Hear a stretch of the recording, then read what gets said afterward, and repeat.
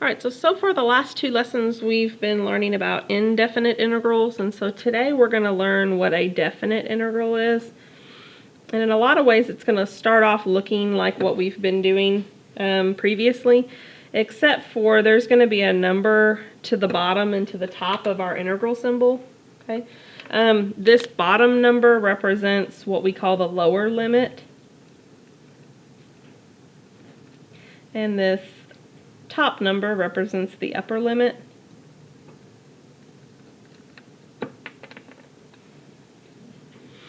And one way to say this, how you would like read this symbol, is it's the integral of f of x from a to b. Alright, so what is a definite integral as opposed to the indefinite ones we've been looking at so far? So when you see an integral with limits in this way, it's basically going to be equal to the area of the region under the curve. Think about it like an accumulation of everything up under the curve. Or another way to think of it is it's going to be the area of portions above the x-axis and then minus the ones below the x-axis. In other words, areas that are under the x-axis are actually negative.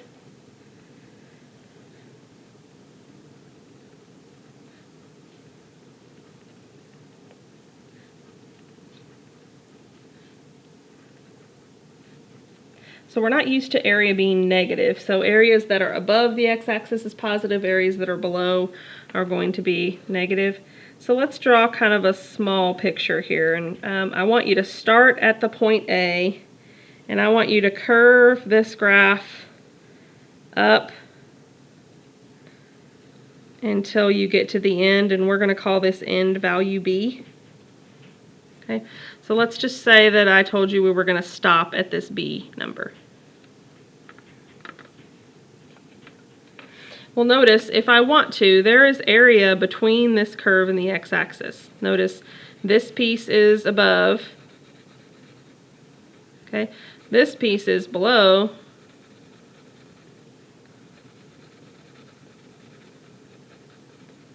And then this piece is above.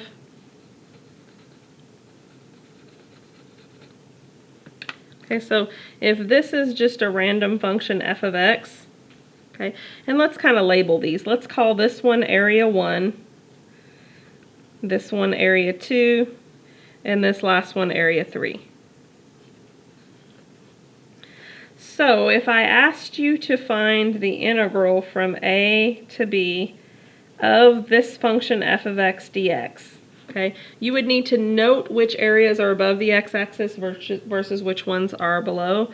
So it would be area 1 plus area 3, since those are above the x-axis, but then minus area 2.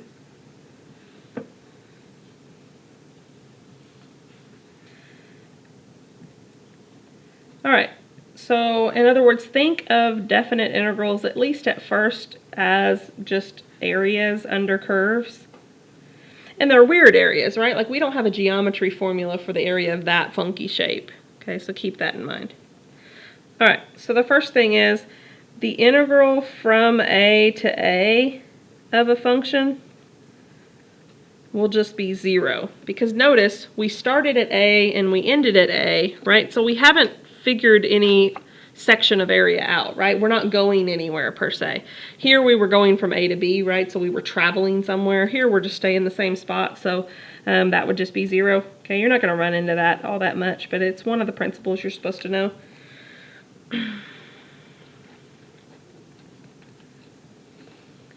Okay, so if you want to find the integral from a to b of f of x, it would be the exact same if you put a negative sign. In other words, if you swap the order that you consider the numbers, okay, then it will make it negative.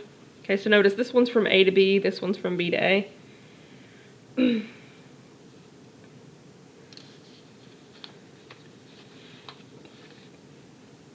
And the third principle is if you're doing the integral from a to b of a constant times the antiderivative of a function, then the constant is just going to pull over like it always does. In other words, the constant's just going to get multiplied by whatever answer you get. So k is just any constant.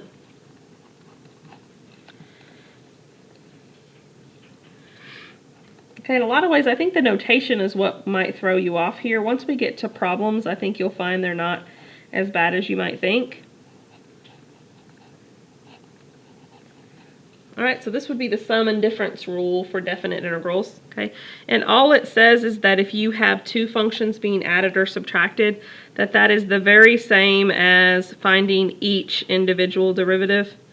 Notice what doesn't change. What doesn't change is, and that should be a G, sorry about that.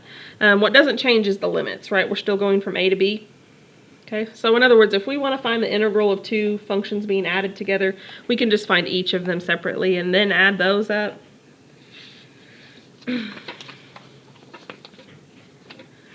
And then last but not least, pay attention to the letters here. If I want the integral from A to C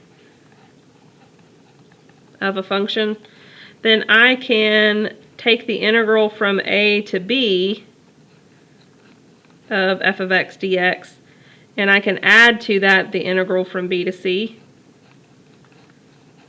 So in other words, I can make a stop at a point in between A and C, okay? So that would be like splitting up the area here in two pieces, right? If you wanted the full area, you could just add the pieces. Okay, so it's significant that we go from A to B and then we pick back up and go from B to C, okay? Notice overall we're still going from A to C, right? Just in two stages instead of just one.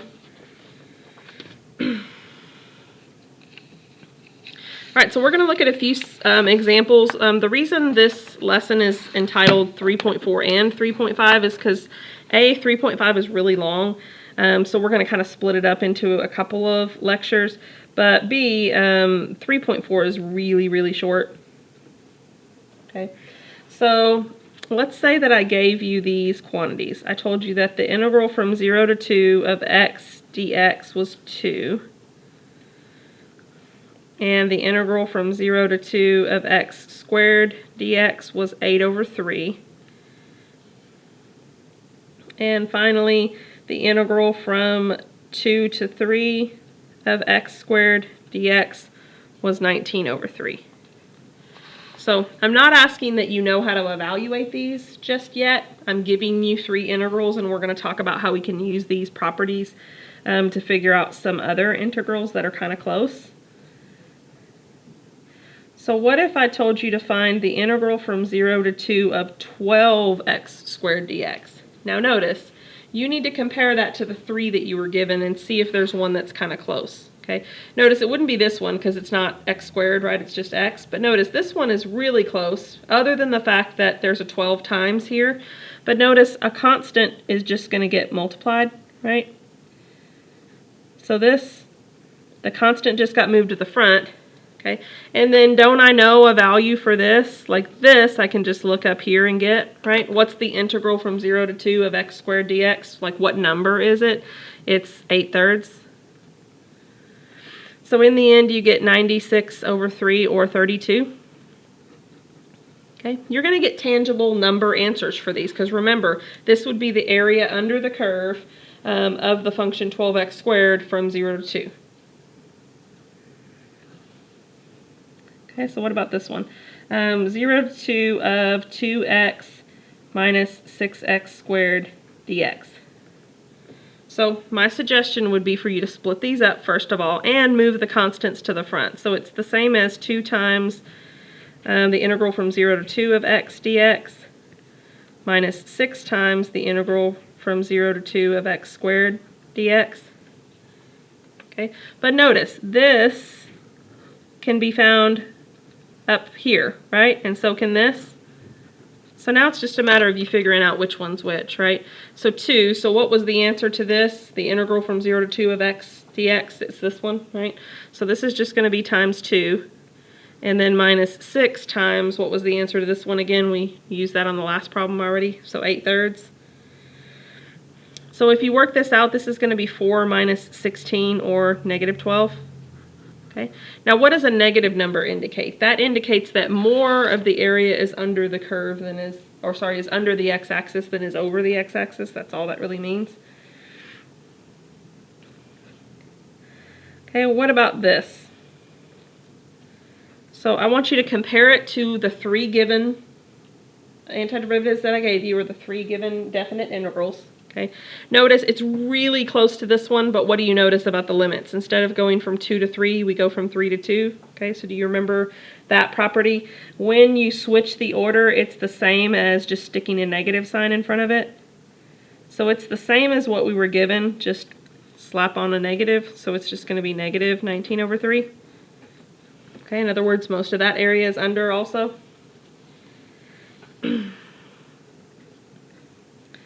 All right, so what about this one? The integral from 5 to 5 of x squared dx. Okay, so what do you notice about this integral, right? It's not going anywhere, right? We're starting at 5, we're ending at 5. So since we are traveling nowhere, the area under that curve is nothing. And then last but not least, and then we'll move on to the next section, what about 0 to 3? The integral of x squared from 0 to 3. Now notice, if you go look at my given statements, I don't have anything that's from 0 to 3. Okay, but I do have, if you slide this back up, I do have 0 to 2 and then 2 to 3, right? So maybe if I combined those, 0 to 2 and then 2 to 3, that would cover 0 to 3. So that's just what I'm going to do. So I'll go 0 to 2, x squared dx, because I know that one, right? That one's given to me as 8/3. Okay, and then I can pick back up at 2 and go to 3. Because I know that one also, right? That's given to me as 19/3. So in the end, when you add them up, you get 27/3, which is just 9. So again, that positive area just indicates to you that, hey, that area is above the x-axis for the most part. Okay, or at least more of it is above than is under.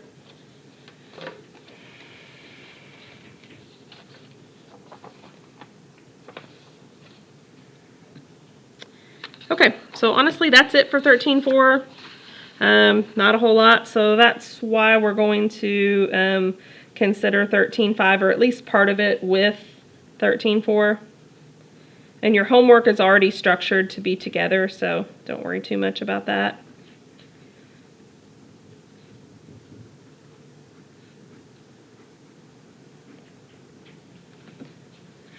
All right. So the fundamental theorem of calculus. So if fundamental doesn't tell you, that means it's important, right? The fundamental theorem of calculus is something that really a whole host of problems is based off of. So here's what it says. And again, I'm going to give you the technical definition, and then I'll try to give you an everyday explanation. So as long as you have a continuous function, and we're going to call that little f, on an interval from a to b, so 2 values, then the antiderivative of that function f of x from a to b is going to be capital F of b minus capital F of a. If you remember the notation, f is an antiderivative of f of x.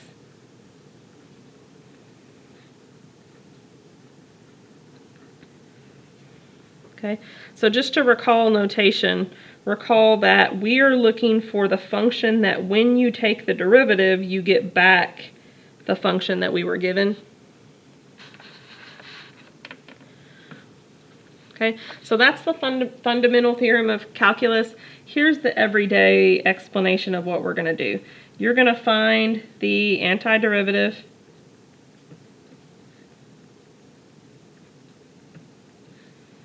of little f of x called capital F of x. And then you're going to plug in to that equation that you get the upper and lower limits and subtract them.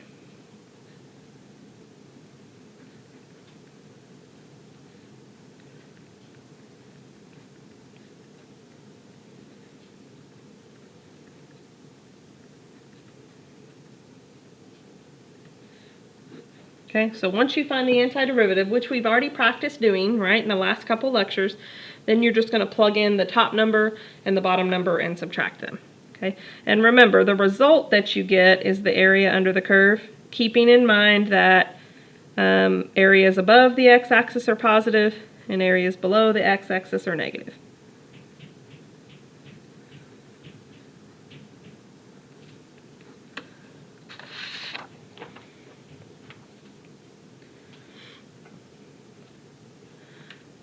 All right, so let's do an example. So if I want the integral from -1 to 2 of the function x squared plus 1 dx, okay, remember, every integral we end the notation in dx. Okay, so ignore the numbers at first and just find the antiderivative. So bump the power up by 1 and divide by the new power, okay, or multiply by 1 over the new power. The antiderivative of 1 is just going to be x, and then don't forget your plus c, okay. So this is what your f of x is, okay, so we can circle this if we want to. This is the antiderivative, okay. But now we just have one additional step, but now you're going to find what happens when I plug in 2, what happens when I plug in -1, and I'm going to subtract those. Okay, so the antiderivative, or the definite integral, is going to be, now I'm taking this equation and I'm plugging in 2, and then I'm going to plug in -1. So 1/3 times 2 cubed plus 2 plus c minus the same function with -1 plugged in. Okay, but notice what's going to happen. By the way, let's label these. This is my f of 2, f of the top limit. This is f of -1. So the function that I circled, I'm just plugging into a -1. So if you use a calculator, by the way, what's going to always happen when you do c minus c? Those are going to go away, right? So actually with definite integrals, the c term is going to be kind of unnecessary, okay? But in the end, if you work this on your calculator and do math fraction, you're going to get 14/3 minus -4/3. Be careful of your sign. So you're going to get 18/3, or 6.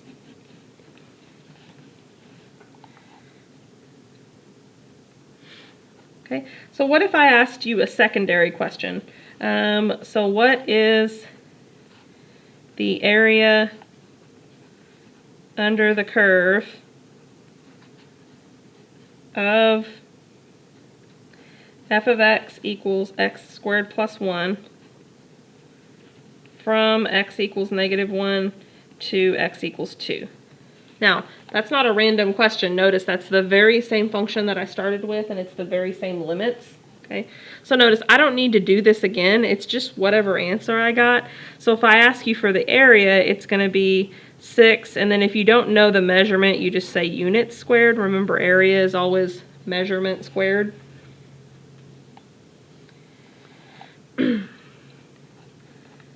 Alright, so I already kind of said this, but for definite integrals, we don't need that I there. For definite integrals, we're going to ignore c. Okay, it doesn't apply to indefinite integrals. Okay, remember, definite integrals are integrals with boundaries, integrals with upper and lower limits.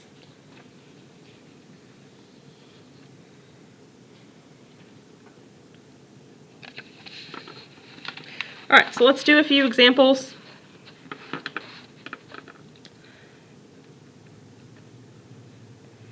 So the integral from 1 to 8 of 4x to the 1/3 dx. So the first thing you have to be able to do is take an antiderivative. You have to be able to know that you pull the 4 over, because it's a constant, and that you add 1 to the power, and then you multiply by 1 over that new power, right? So if you add 1 to 1/3, you get 4/3.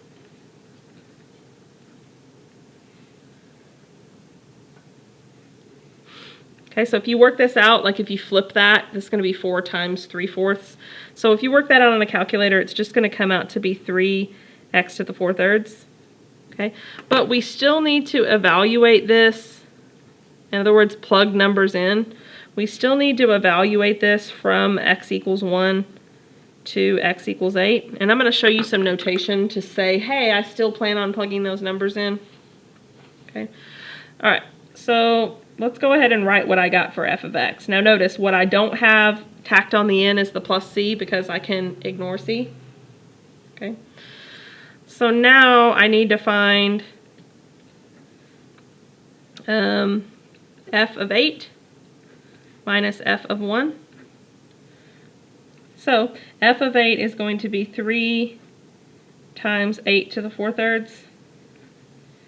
And then f of 1 is going to be 3 times 1 to the 4/3. Notice you always subtract the 2.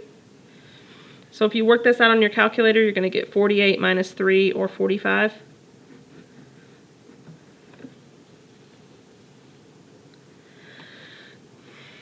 Alright, so I don't usually do this, but I want to show you how you can actually check your answers for these on the calculator. I'm not going to show you this very often, to be honest, because I don't really want you relying on the calculators too heavily, and on the tests and quizzes, really just the tests since the quizzes are online. I'm going to know if you rely too much on the calculator, but let me show you how you can use the calculator to check. So what you do is go to your y equals and enter in what your original function was. So 4 times x to the 1/3 power. Okay. If you want to, you can graph it. Not really necessary, but it does kind of speed up the process, so mine is going super slow. But you can see it graphing there. And then what I want to do is I want to calculate, so I want to go second trace, because notice above trace it says CALC, which stands for calculate. And notice choice number 7 looks like an integral symbol, right? So we're going to choose choice number 7. And then I know it's hard to see, but this is asking me, it's saying, hey, what's your lower limit? Well, what is our lower limit? Our lower limit is 1, so I'm going to tell it it's 1. And now it's saying, hey, what's your upper limit? So our upper limit is 8, so I'm going to tell it 8. And then notice what it's going to do, really pretty like, it's going to color in all the area between 1 and 8, okay? And then it's super hard to see because of my calculator's a color screen, but notice it gives you an answer of 45 here, okay? So it's indicating that, hey, the answer is 45. Let me see if I can do an extreme close-up here. Too glary. I don't think that worked. So that was a fail.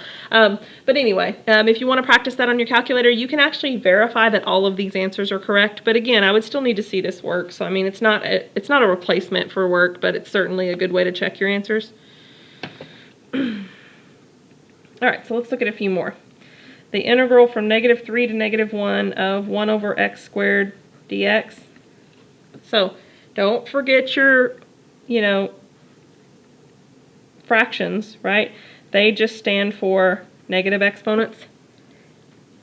So ask yourself, what would happen if I added 1 to -2? I would get -1, right? The integral is 1 over the new power and then x raised to the new power.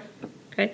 So rather than you having to write out the term evaluated from -3 to 1, here's some notation you can start to use.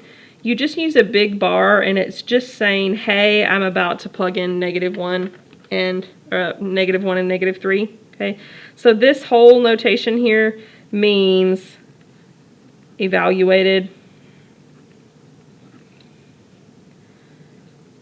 from x equals -3 to x equals -1. So you're going to see me use that notation for the rest of the lesson because it's quicker, okay, and because I like it. All right, so again, if I just wanted to write what f of x was, it is -1 over x, okay, because that x moves to the bottom, right, because it's a negative power. But then I need to find f of -1 minus f of -3. Okay, well, f of -1, just be careful about your signs. -1 over -1 minus -1 over -3. So again, just watch your signs, right?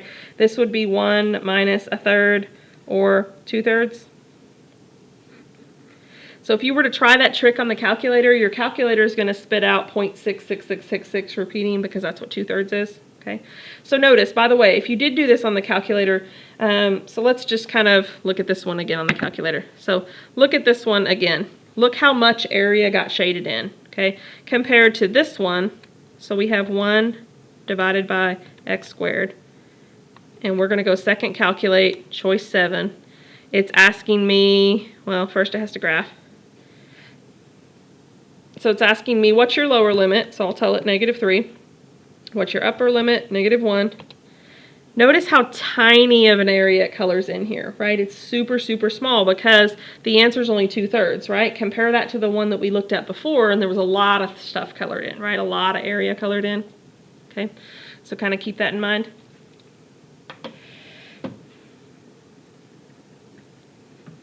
Okay, so let's look at another one, and I'm not going to look at the calculator every time, so hopefully by now you recognize this as one of our special cases, right? We can't do power rule on 1 over x to the first power, okay? We can do it on 1 over x squared, 1 over x cubed, 1 over x to the fourth, but not on 1 over x. So the antiderivative of that is the natural log. And then remember, this bar notation just says, hey, I'm about to plug in 4 and 2. So now I'm going to do that. So it'll be the natural log of 4 minus the natural log of 2. So it's probably been a long time. So in the class before this one, you should have gone over some rules for logarithms, but I'm under no delusions that you remember everything about logarithms because they're kind of strange, right? But the quotient rule for logarithms says that as long as the base in the logarithm is the same, you're allowed to, and you're subtracting them, then you're allowed to change that to one single logarithm where you divide the two. So all I'm trying to show is actually this reduces to ln of 2, okay, because 4 divided by 2 is 2, okay, so we don't subtract the numbers, really, we divide them. So kind of pay attention to this step here, and you might want to review your quotient rule. But in the end, if you wanted an approximate area, then you would just plug that in your calculator. So again, pretty small area, right? These two are small compared with this monster of 45, right?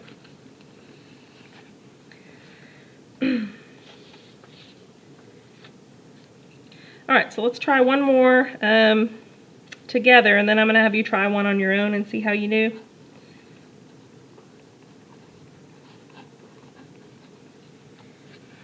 So the integral of 3x squared plus ex from 1 to 3.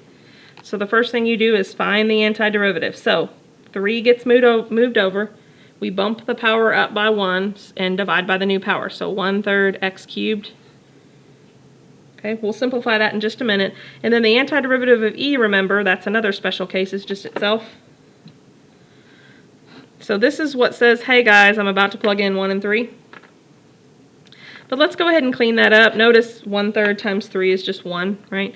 So this is actually just the same as x cubed plus e to the x, evaluated from 1 to 3. So again, if you want to, you can rewrite what capital F of x is.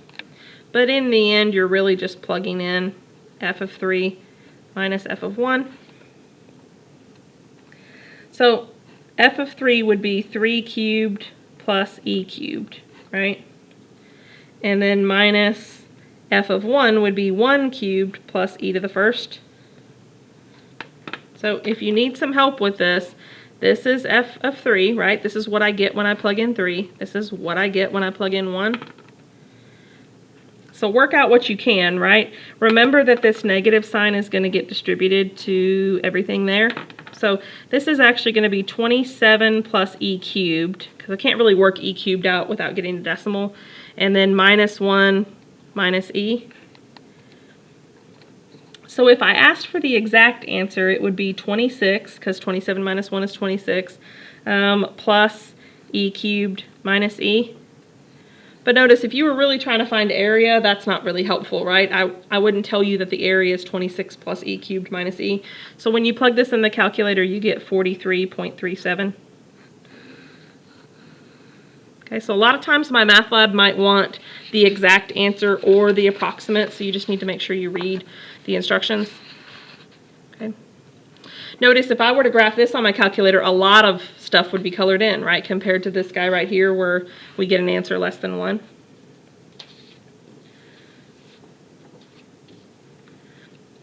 All right, so I want you to pause the video and I want you to try the integral from 1 to 4 of 9x squared plus 4x dx. So pause the video and see if you can get it. And again, don't rely on your calculator. That's not what I want you to do. I want you to see if you can do this without the calculator, and then you can check it on the calculator if you'd like to. All right, so this constant's going to pull over, and then you're going to do power rule, right? Bump the power up by 1, divide by the new power. Okay, same with the second one. Bring the 4 constant over, bump the power up by 1, multiply by 1 over the new power. So if I want to kind of simplify that, that becomes 3x cubed plus 2x squared, evaluated from 1 to 4.